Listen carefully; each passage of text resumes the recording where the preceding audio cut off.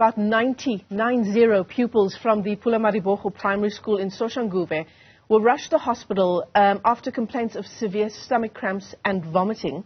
It was later revealed that they bought muffins laced with marijuana from a street vendor while on their way to school. Police were called to the scene, and the Gauteng Education Department is currently investigating the incident. So let's unpack the story further. We're joined this morning by anti-drug organization World Changes candidates. Its chairperson, Mahlakgane, joins us here in studio. And we're also joined by our video link this morning by Mahlakgane and Matakanye, who is from the National Association of School Governing Bodies. To both of our guests, thanks very much indeed. And Lucas, welcome to studio. Thanks for coming in. Thank you, Michelle. Thanks for having us. What an incredibly worrying story. But for us, it's not even a worrying story. It's more of a tip of an iceberg. This is what is happening actually every day. And it's quite interesting that the stories always get attention when it's attached to the school. It's not a school issue. It's a societal issue. If you read the story, it says the incident happened between when they leave the gates from their house and the school. But because the school is a destination where kids that are peddling with the drugs are meeting, then it becomes the destination and the school gets the highlight. I mean, this has happened also with most of the schools, even the Leondale High School. You remember what happened in there. But it's a societal issue whereby our communities are just riddled with drugs. And now, from what we are dealing with on a daily basis, it's more rife at the primary schools level, because that's where the drug peddlers, drug dealers are actually catching them very young. So everything that the kids are taking to the mouth from the primary school, most of the time it's laced with drugs, because they want to catch them at the primary where they're still very young. And then when they go to the high school, they're already into that culture. That's why they started the culture of the 420. They started the culture of banking classes, parties. Then they have like the pens down. Oh, those is all about about drugs. But then the schools become that community of drugs. So it's not really a school issue. It's a societal issue. And then let me tell you one of the things that we actually that we are discovering. You would find that the reason why this story broke out was probably that person has actually overdosed. It's something that they're doing every day. They're selling every day. And as parents, as communities, we have actually just lost the sight of it. From the minute your child gets into that transport or walk to the school, that's where your relationship with your child ends, at the gate. Wow. And then between the gate of your house and the gate of the school, that's where all the activities are happening.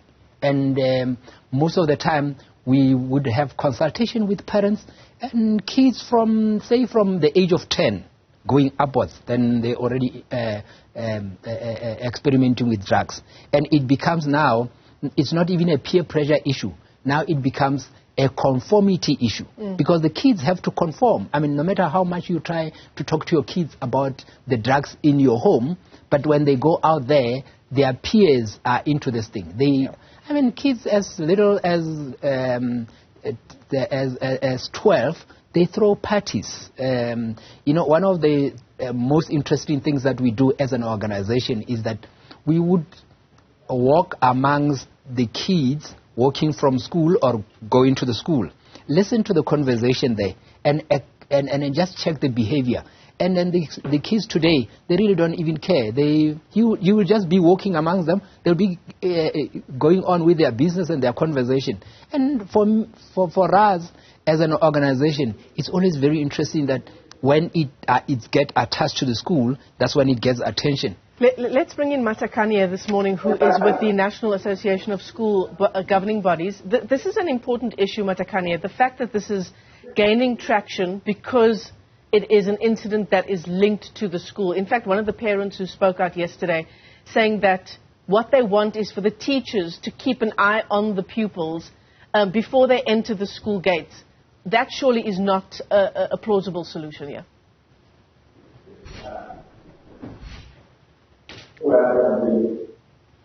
Matakanye, do you have me? Can you hear me? Michelle, good morning. Good morning. I don't hear you. Yes. You can hear me? Let me repeat the question for you. The solution that some parents have put on the table, that teachers should be keeping an eye on their children before they enter the school gates? Well, good morning, Michelle, and all your listeners. Firstly, we really want to, with strongest terms, condemn these heartless vendors. So, in actual fact, it is not really the role of teachers to ensure that these children are safe. It is the role of the whole school. I mean, the managers, the parents, the school governing bodies, as well as the teachers. But particularly because the teachers are meant for classes. Now, it means when teachers go to class, then it means that then our children are no more safe. So we feel that now there must be people who are ensuring that the school is safe. And we are saying school governing bodies must make sure that they raise funds, they hire more people to ensure that our children are protected in school. Because when teachers are in class, these heartless drug dealers, these heartless vendors will sell these things, these drugs through the fence, while some children and some teachers are in class. Therefore, we feel that now there must be strong security in our schools. And again, school government must make policies that control these vendors. But it's not only the work of school government, but also the municipality must make sure that now their bylaws are working around our schools. Because around our schools, then you may find that these vendors are not selling inside the yard of the school, they are selling outside the yard of the school. And the school as a whole, school government would teach us, the principal, and if they don't have control over those vendors who are selling through the gates and through who are selling outside the school. So it's the duty of municipality to ensure that now those people are removed away from the school, so that our children are safe. And we call upon parents to ensure that now this must never happen again, because they must always be vigilant around the schools where our children are. I mean, Lucas, is that part of the solution? Cutting out vendors completely and only allowing children to buy on school property from the tuck shop? You know, like I said, this is not a school issue. It's a societal, it's a community issue. And then in this case, if this issue needs the parents, the community as large, and in most cases, actually, we find that where the CPF it's active, they are actually much easier to address the issue. Right. Because we only learn about this thing when it attaches to school, like I'm still saying. Because this happens before and after school. So, I mean, the other issue here is what's the kind of drug culture in any community and then in any home in that community? And how's that feeding into the issue? You know, that's the issue. The issue is you would find that the kids, they actually they experiment with drugs, like I said, in the communities. On their way to school, they carry that. I mean, this past Saturday, we also brought to our attention for kids at primary school. They're putting alcohol into their juice. They mix their juice with alcohol. And where is the school in that? Where will the teachers come into this whole thing? So the teachers only they only see this when they see a funny behavior from a child. Because from home, as you prepare your kids for their scuffing, so they have the juice on that. On the way, they meet with their peers and they experiment. They put alcohol into the normal juice, and you as a teacher, you're thinking these kids are drinking the juice, and it's no longer a juice anymore. Yeah. And we're talking about kids at primary level. I mean, that's the most shocking thing of what you've said so far, because you've said in connection with the alcohol and drugs issue now that it's primary school level. Yes. Is it naive of us to be shocked that it's at primary school level?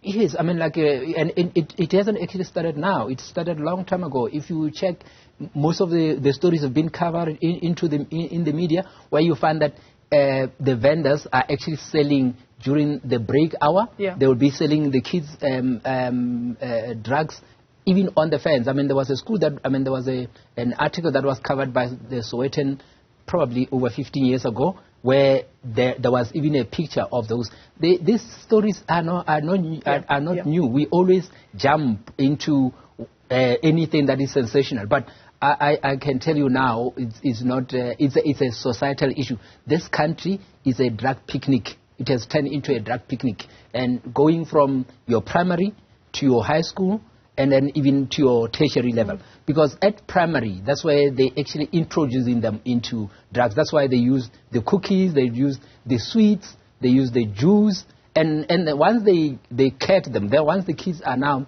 into drugs, when they go to the high school, then it becomes like a party. That is why they can throw a drug party, they can throw class banking parties, then they have a pens down. And like I said, our country has become a picnic for drugs. I mean, this is just like a small issue. It's a small issue, but it's a societal issue. It's not a school issue. Right, That's I must still insist. Right. Let me tell you some of the things that we discover as we consult with the parents out there. Most of these kids, they are being taken care of by their grandmothers.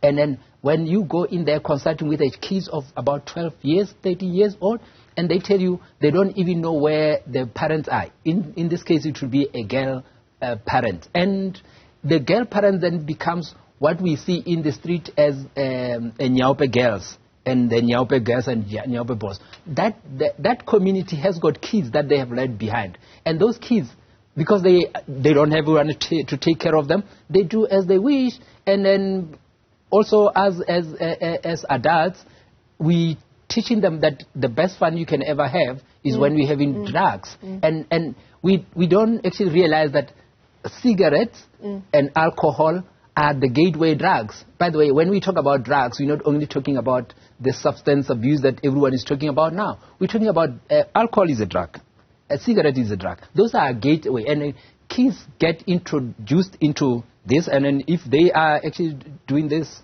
spiced cookies, then the next thing is they into a weed. Our organization, Lucas, World Changers just hold that thought for a second, because I don't want to leave our other guest out as well. Matakanye, Lucas is talking about the fact that this is actually not a school issue. It's getting attention now because these learners got sick at their primary school, but it's more of a broader societal issue. The fact is, schools are part of society as well, and surely do fall somewhere in us finding solutions to this. Is education on drugs and the impact on drugs, is it being dealt with strongly enough in schools and even at primary school level? No, firstly, let's agree that it is true that the question of drugs in this country is above the Department of Education. It's above the education. However, but now we focus only on education to say, how do we agent it? Because it's an agent matter. If it's a national matter, we can't sit back and say, this is a national matter, therefore, the national government, the national society must know. We are saying, as much as national, we don't want to see these things happening to our children in schools. And what are the measures now? One measure is that parents be vigilant. School governing bodies be vigilant. Ensure that we don't allow our children to be used by drug dealers, by drug peddlers, by heartless vendors and all those things. So we must get solution now. And we are saying, parents, come closer to our children, talk to our children. It is true that these things, children are copycats. They see these things, but you see, as much as children are copycats, but the vendors are following the children. They go where the children are. These children were trapped in a school. They were not trapped alone. They were trapped in a school. Now, we are saying now is an urgent matter. What is it that we must do now? It's no more question of top source and all those things. We must bring solutions. And one of the best solutions, as much as police, we've got police in there and all those, but we are calling upon the municipality to say where there are schools, make sure that we don't have these vendors. We don't have these vendors. And in the schools, the government would regulate the vendors and ensure that now there is enough security to ensure that during the contact time, then nobody is selling this stuff to our children through the fence and all those things. And these are the solutions. Yes, of course, it is a national matter and we cannot wait for the meeting, but we are just saying we want to remove these things from schools. Yeah. I mean, look, Tolani, there was a Tolani show, he was trying to attempt to do it. And people who are powerful, they're connected, they're rich in this country. They removed him. He was helping us to ensure that now, at least at national level, we are addressing the question of drugs in this country. But he's removed. The show that show is no more because the powerful, the rich, the wealthy, they have removed him from that show where he was helping the society to pay attention to question of drugs. Now, we are on our own. Therefore, we are calling upon the community, particularly the community that's surrounding the school, to be less standard. If you value education, community, parents, if you value education, time is now to stand up and say, enough, it is enough. Yeah, and with every solution, I mean, for example, when we talk about parents need to draw closer to their children, there are loopholes in all of the solutions, right? Because there are so many households that are headed by children. There are so many challenges just with that one thing, parents draw closer to your children. The one thing I want you to just touch on before we wrap, Lucas, we're out of time, is the psychosis that can develop as part of drug usage at such a young age. These are brains that are still developing, right? Yes. But, Michelle, let me tell you something. It's going to get worse. Why am I saying that? Is right now there is a Bella Bill, the Basic Education Amendment Bill.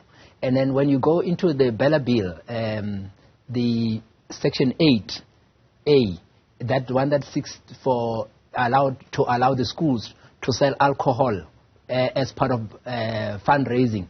I mean, when that bill goes through, it's like I said, it's going to be picnic, because then you bring in now alcohol officially into the school. Yeah. And I don't know if anyone has actually had any public hearing about the Bella Bill, where they would be coming.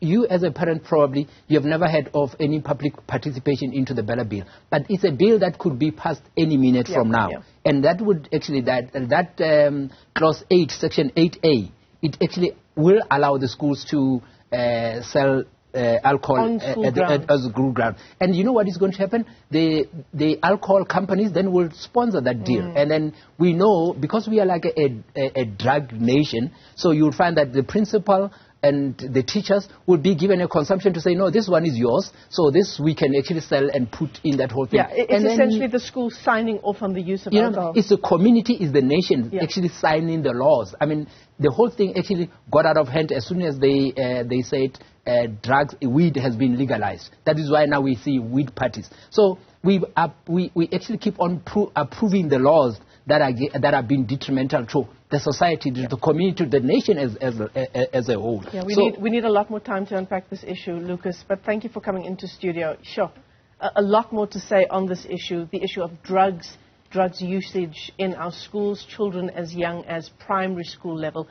Lucas Mahlakgane is the chairperson of World Changes Candidate. We also were in conversation with Mahlakgane and Matakanye from the National Association of SGBs. To both our guests, thanks very much indeed.